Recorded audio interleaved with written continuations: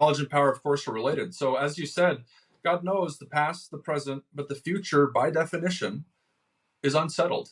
And God knows it as a range of possibilities. And it's important to say that, too, for process thinkers to preserve the reality of human freedom.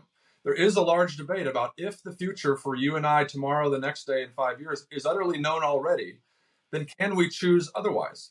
So process thinkers are keen to preserve the reality of freedom. There's also a dimension, and this will get us to talking about power, of the problem of evil here.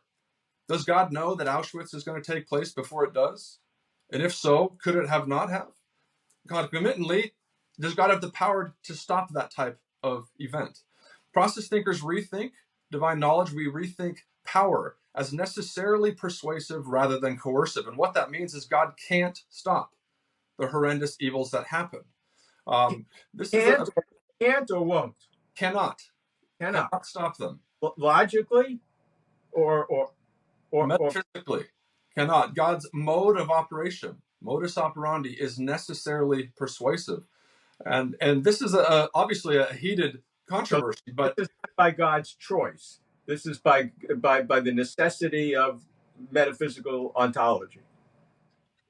That's correct. And again, there's different dimensions that process thinkers argue about, but God cannot interrupt and stop events of horror.